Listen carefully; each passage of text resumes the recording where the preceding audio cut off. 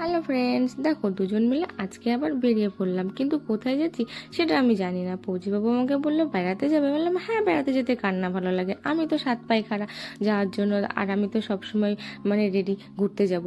তো দেখ, আমি রেডি হয়ে গেছি ঘুরতে যাব বলে। আর তারপরে কোথায় নিয়ে গেছে জানো বন্ধুরা? আমাকে নিয়ে গেছে কাটোরায়, নাকি একটা পার্ক আছে শুনেছিলাম। তো আমার তো অনেক দিনের ইচ্ছা ছিল যে ওই পার্কে যাওয়ার, তো সেইখানেই আর কি আমাকে নিয়ে গেছে। আমি যে কি খুশি হয়েছি তোমাদেরকে বলে বোঝাতে পারবো না। আর হ্যাঁ, ওখানে যেতে গেলে কিন্তু আগে টিকিট কাটতে হবে। তো যাই হোক, ফৌজিবাবু টিকিট কেটে নিয়ে এসছে। তো আমি তো দেখে তো অবাক হয়ে গেছি, যে নিজের চোখে দেখেছি যে এত সুন্দর, অল্প জায়গায় এত ভালো জিনিস হতে পারে। তারপরে ওখানে সব কিছুরই ব্যবস্থা আছে, থাকার জন্য ঘর আছে।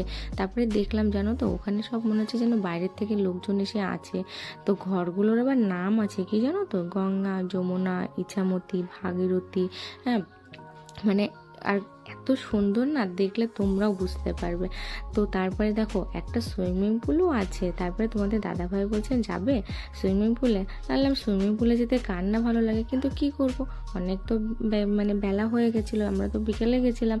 তো ওই জন্য আর কি নামতে পারিনি। আর তারপরে ওখানে খাওয়ার ব্যবস্থাও আছে, বসে থাকার জায়গা আছে। তারপরে দেখো, বোটিং করার জন্য পুকুর আছে একটা। তারপরে বসার জন্য জায়গা আছে, বাচ্চাদের জন্য দোলনা আছে, তারপরে স্লিপ আছে। তো দেখো, এত সুন্দর লেগেছে আমার জায়গাটা। তো সেটা আমি কি বলবো তোমাদের।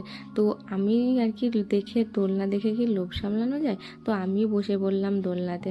তারপরে ফৌজিবাবুকে বললাম তুমি কি বসবে? সে তো বুঝতেই চায় না, বেচারি তো লজ্জা পায়। তারপরে যাই হোক, ও বসেছে দোলনা। দেখো, ফৌজিবাবু একদিকে দোলনা খাচ্ছে, আমি একদিকে দোলনা খাচ্ছি। তো উনি তো সপ্তাহতেই আবার লজ্জা পান। তারপরে যখন সন্ধ্যা হয়ে যায়, তখন সন্ধ্যা দিকে বাড়ি চলে আসে। ফৌজিও বলে যাচ্ছে চলো বাড়ি যেতে হবে, তো রাত হয়ে যাবে, নাহলে কী করবো, বাড়ি তো আসতেই হবে।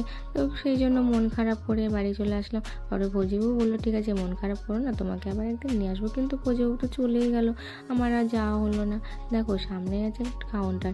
এবার কাউন্টারে গিয়ে কিন্তু টিকিটটা ফেলে দিলে হবে না, টিকিটটা কিন্তু আবার যাওয়ার সময় কাউন্টারে দেখাতে হবে।